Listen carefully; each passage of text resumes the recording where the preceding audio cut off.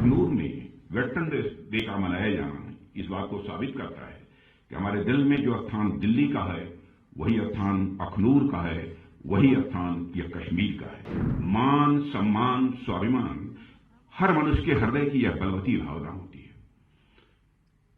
व्यक्तिगत सम्मान, मान यह होता है, स्वाभिमान होता है। पाकिस्तान को इनको खत्म करना ही होगा, नहीं तो डाट डाट डाट। इसी अखनूर में 1965 में बेहद अहम लड़ाई लड़ी गई थी। पाकिस्तान की फौज ने ऑपरेशन ग्रैंड स्लैम के नाम से जो नापाक कोशिश इस अखनूर में की थी। अखनूर में वेटरन डे का मनाया जाना इस बात को साबित करता है कि हमारे दिल में जो स्थान दिल्ली का है वही स्थान अखनूर का है, वही स्थान यह कश्मीर का है।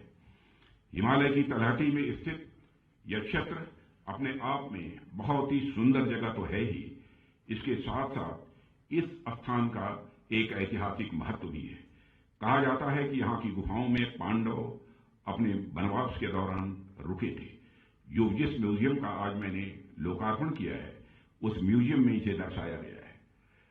भगवान परशुराम का भी इस धरती से नाता रहा है। लेकिन साथियों, पर्यावरण की सुंदरता को समेटे हुए यह स्थान क्लाइमेट की दृष्टि से भी कहीं ज्यादा दुर्गम भी है। भारत के अलग अलग क्षेत्र से लोग इस स्थान पर आते हैं, यहाँ की प्रकृति का वह आनंद उठाते हैं। लेकिन एक बात यह ध्यान देने वाली है कि जो भी व्यक्ति इस स्थान पर आता है वह इसका अनुभव कर पाता है कि यहाँ पर रहना कहीं ज्यादा चुनौती भरा काम है। लोग तो कुछ दिनों के लिए आते हैं, घूमकर चले जाते हैं, लेकिन आप सब ऐसी जलवायु में भी, ऐसे माहौल में भी तमाम चुनौतियों के बावजूद एकदम मजबूत, मुस्तैद होकर हमारी सीमाओं की सुरक्षा करते हैं। मैं समझता हूं ये अपने आप में बहुत बड़ी बात है। यहां पर हमारे सारे वेटरन्स मौजूद हैं। बहुत बड़ी संख्या में हमारे सेना के जवान भारत की सीमाओं की रक्षा करने के लिए और आतंकवाद को शिकस्त देने के लिए अपना बलिदान भी देते हैं। मैं कभी यदि विचार करता हूं कि क्या कारण है, कौन सी वह भावना है कि हमारे सेना के जवानों को देश की सीमाओं की सुरक्षा के लिए अथवा इस आतंकवाद से मुक्ति दिलाने के लिए अपना सर्वस्व न्यौछावर करने की प्रेरणा देती है, तो स्वाभाविक रूप से मैं इस नतीजे पर पहुंचता हूं, मान, सम्मान, स्वाभिमान हर मनुष्य के हृदय की यह बलवती भावना होती है। व्यक्तिगत सम्मान, मान यह होता है, स्वाभिमान होता है। परिवार का और समाज का जिसमें हम पैदा हुए हैं उसका भी मान, सम्मान, स्वाभिमान होता है। जिस देश के हम नागरिक हैं उसका भी एक मान, सम्मान, स्वाभिमान होता है। मान, सम्मान, स्वाभिमान को लेकर ही शायद यह भावना लोगों के अंदर पैदा होती होगी। हम अपना प्राण न्यौछावर कर देंगे लेकिन अपने देश की सीमाओं की सुरक्षा करके ही रहेंगे, यह संकल्प उनके मन के अंदर पैदा होता है। जिस समय हमको आजादी हासिल नहीं हुई थी उस समय चंद्रशेखर आजाद, सरदार भगत सिंह, अशफाकुल्ला जैसे जवानों ने हंसते हंसते भारत माता की पैरों में पड़ी बेड़ियों को काटने के लिए अपना सर्वस्व बलिदान कर दिया।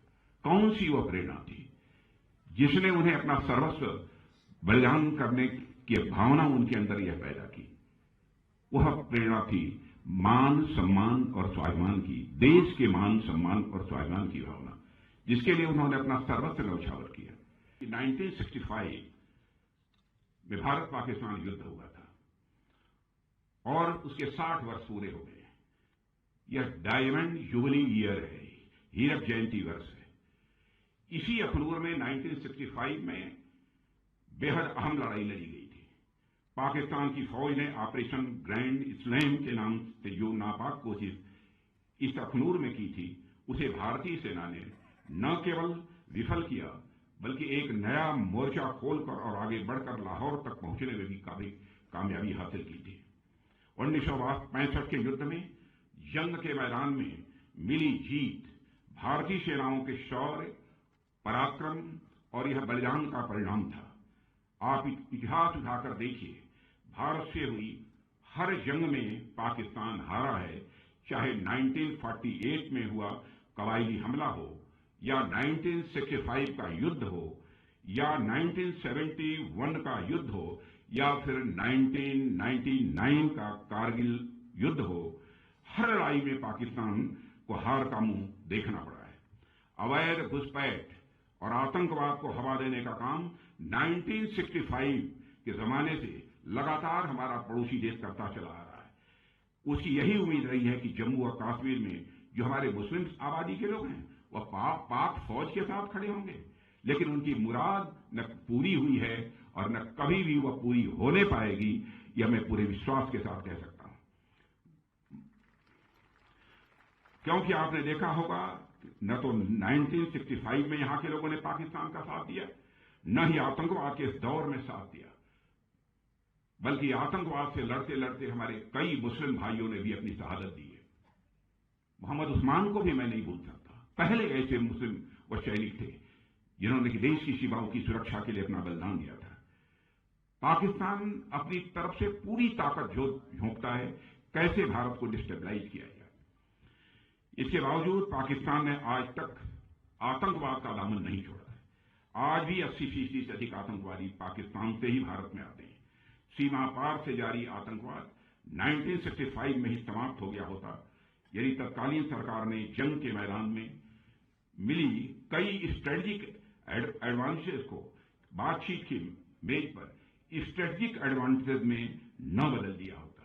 स्ट्रेटेजिक एडवांटेज हमको मिली थी, लेकिन बातचीत की मेज पर स्ट्रेटेजिक एडवांटेज में हम नहीं बदल पाए।